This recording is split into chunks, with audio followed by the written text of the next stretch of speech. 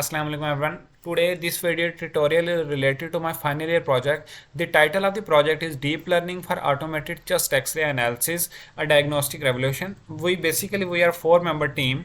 Muhammad Hamza Sajjad, Muhammad Munir, Shanze Gul and Asna Rabel. Our supervisor is Dr. Faisal Rahman. In introduction section we will see about our project. The project aim to develop an automated diagnostic system for analysis of x-ray images using CNN. It provides healthcare professionals with rapid, reliable and diagnostic results through web-based application. Basically this is a web-based application. This system focus on detecting diseases like ammonia, tuberculosis, COVID-19, normal class, any issue or not. The data sets we collect in different platforms. The problem statement is that a manual analysis of X-ray image is slow and human error. It consists of human error with high pressure environment. The lack of consistent diagnostic tool lead to delay the treatment and potential misdiagnosis. Proposed solution. Our proposed solution is we employ a CNN with transfer learning using pre-trained model like ResNet, DenseNet, and ExceptionNet.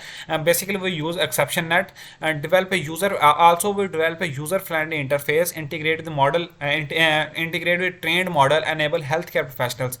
This system will generate diagnosis report with confidence score. Visual heat map highlight the critical area for further examination. Benchmark अगर हम benchmark देखें अपने system और पुराने traditional system के अंदर our system is real time analysis propose system real time analysis in traditional real time analysis not exist our accuracy is greater than 99%. Disease diagnosis ammonia, tuberculosis, COVID-19. We also provide a heat map in traditional system. A heat map is not exist. We also create a user friendly interface. Scalability हमारी जो scalability है work high load है वो ज़्यादा handle करता है as compare to traditional system के. अगर हम बात करें हमारे ऑब्जेक्टिव क्या, हमारा ऑब्जेक्टिव था कि हमने एक वेब बेस्ड एप्लीकेशन बनानी है जिसके ऊपर एक हम इमेज अपलोड करें और वो डायग्नोज करके बताया कि इसको इस एक्सरे इमेज के अंदर कौन सी क्या कहते हैं बीमारी है. तो उसके लिए हमने एक यूज़र फ्रेंडली वेबसाइट बनाई. ये हमारा गोल था, यूज़र फ्रेंडली एक हम वेबसाइट बनाएं जो और प्रोवाइड करें विजुअल इंडिकेटर के ज़रिए हम अपना रिजल्ट शो कराएं जिससे क्लिनिकल डिसीजन मेकिंग आसानी हो. तो प्रोजेक्ट के हमारे फीचर्स क्या थे? रियल टाइम एनालिसिस था, विजुअल इंडिकेटर्स थे, डायग्नोस्टिक कॉन्फिडेंस स्कोर था और यूज़र फ्रेंडली इंटरफेस था. अल्हम्दुलिल्लाह हमने ये एट द एंड जब प्रोजेक्ट कंप्लीट हुआ तो हमने ये अचीव कर लिए थे. अगर हम सिस्टम फ्लो डायग्राम देखें, एक डाटा सेट है, वो डाटा प्री प्रोसेसिंग होगी, फिर ट्रेनिंग होगी, फिर मॉडल की एवेल्युएशन, फिर वो प्रेडिक्शन करेगा. अगर हम दूसरे एंड से देखें, यूज़र इमेज अपलोड करेगा वेबसाइट के ऊपर और फिर वो मॉडल के अंदर जाएगी, फिर वहाँ से प्रेडिक्शन होगी कि रिपोर्ट जनरेट हो जाएगी. और हमारे स्टेक होल्डर्स जो थे health care professionals, radiologist department, patients and IT support team, these are our stake holders. The constraint functional requirements and non functional requirements as you see in the picture. X ray image uploading, functional requirement, diagnostic detection, diagnostic report generation. अगर हम अपने constraints की बात करें, constraint data quality, सबसे बड़ा जो constraint था वो डाटा क्वालिटी का था कि क्वालिटी की इमेज नहीं थी. एच डी इमेज या क्वालिटी इमेज जो जिसमें नॉइज़ कम हो वो इमेजेस नहीं थी. कंप्यूटेशनल रिसोर्सेज सबसे ज़्यादा मसला जो आया कि हाई इपोक को चलाने के अंदर बहुत ज़्यादा टाइम लग रहा था. रियल टाइम प्रेडिक्शन के लिए जो मॉडल हमने ट्रेन करना था उसके लिए GPU रिक्वायर्ड था. तो हाई क्वालिटी GPUs नहीं थे तो वो बहुत टाइम लगा हमें अपने मॉडल को ट्रेन करने के अंदर. तो मॉडल के जर्नलाइजेशन करने के अंदर बहुत कॉन्स्ट्रेन है क्योंकि कोई क्लास ज़्यादा है, कोई काम, इस सबको बराबर करके चलना पड़ना था.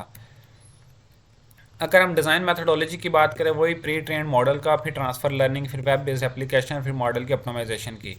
तो जो प्रोजेक्ट हमारा बेसिकली शुरू हुआ था नवंबर 2024 के अंदर और अल्हम्दुलिल्लाह हमने कंप्लीट किया प्रोजेक्ट को जून से जुलाई फेज 6 के अंदर, जून से जुलाई 2025 के अंदर. Now we move toward our backend. This is a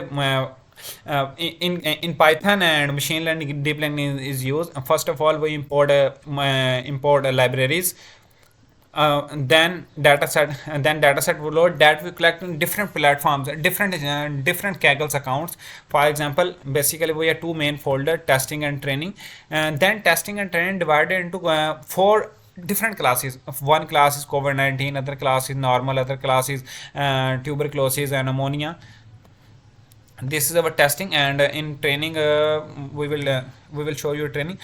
training images is like a 3001, 3000, 3000, 3000. Basically our data is about 16,000 images, and 8 GB data.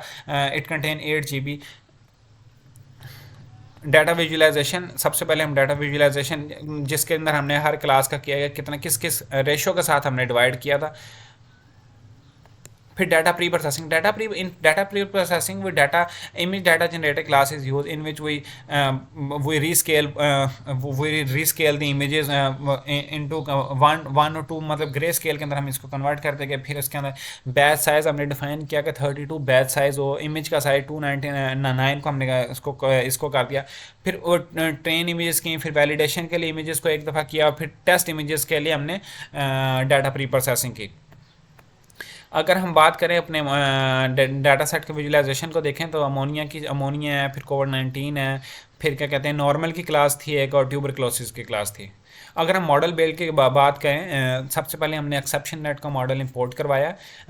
Time कम है इसलिए मैं थोड़ा ज़रा जल्दी एक्सप्लेन करता हूँ, बाद में हर सेक्शन को अलग अलग वीडियो बनाएंगे। एक्सेप्शन नेट को हमने इंपोर्ट करवाया, फिर हमने उसके बाद एक्सेप्शन नेट के बाद बेस मॉडल जब इंपोर्ट कर लिया, फिर हमने फ्लैटन की लेयर लगे। फ्लैटन की लेयर जो काम करती है, फ्लैटन की लेयर काम करती है, ये 1D के अंदर कन्वर्ट कर देती है, फिर ड्रॉप आउट की लेयर, फिर डेंस, फिर ड्रॉप आउट। एक मॉडल हमने क्रिएट किया जिसके अंदर हमने एडम ऑप्टिमाइजेशन के लिए हमने एडम ऑप्टिमाइजर यूज़ किया। लर्निंग रेट को थोड़ा स्लो रखा हमने। कैटेगरी का लॉस के लिए कैटेगोरिकल क्रॉस एंट्रोपी यूज़ की। फिर मॉडल की हमने ट्रेनिंग की। मॉडल की ट्रेनिंग जब हमने मॉडल के ट्रेन करना शुरू किया तो अर्ली स्टॉपिंग हमने उसमें यूज़ किया। 5 का पेशेंस हमने 5 रखा है। उसके बाद 20 इपोक्स हमने रन किए हैं मॉडल पे। अर्ली स्टॉपिंग का मतलब है कि अगर मॉडल की एक्यूरेसी नहीं मानी तो फिर वो स्टॉप हो, अर्ली स्टॉपिंग उसकी हो जाए। अगर हम देखा जाए तो हमारे इपोक जो चले थे वो 11 इपोक चले थे, और उसके अंदर एक्यूरेसी जो हमने थी 99.45% एक्यूरेसी हमने अचीव की। अगर हम मॉडल एवेल्यूएशन की तरफ जाएँ, अगर हम देखा जाए तो मॉडल एवेल्यूएशन की तरफ आते हैं तो ये जो बेस्ट वैलिडेशन एक्यूरेसी हमने 97.89% हमने वैलिडेशन एक्यूरेसी अचीव की थी अल्हम्दुलिल्लाह। फिर उसके बाद अगर हम क्लासिफिकेशन रिपोर्ट अगर हम देखें तो 99% को हमारा F1 स्कोर पर 99% को टच कर रहे थे। This is our confusion matrix. Model की ट्रेनिंग एंड वैलिडेशन हिस्ट्री अगर हम देखें तो blue line shows model training and other line show the model validation accuracy. तो model loss and validation accuracy अगर हम देखा जाए तो we move to our front end. This is our back end. This is our back end in a deep learning model. Exception net is used. Now move to our front end web application. This is our front end. With the help of Flask, CSS, HTML, we create our front end website. We also show you further multiple pages we created. For example, about page, dataset page, detector page, index page, layout page, model, results, suggestion, team and technology page we create. अगर हम click करते हैं project को run करते हैं, project run होता है तो एक लोकली जनरेटेड लिंक जनरेट होगा। फॉर एग्जांपल आपको मैं एक लिंक जनरेट होगा जो लोकल होस्ट पे, क्योंकि लोकल ही है ये, तो एक लिंक जनरेट होता है। ये लिंक जनरेट हुआ जिसको हमने कंट्रोल प्लस क्लिक के साथ ओपन किया। So this is our front end this is our home page. तो अगर हम डिटेक्टर पेज की तरफ मूव करते हैं, डिटेक्टर पेज जिसको कोर पेज कहा जाता है हमारी वेबसाइट का, इसके अंदर हमें कोई भी सैम्पल इमेजेस हम सेलेक्ट करते हैं।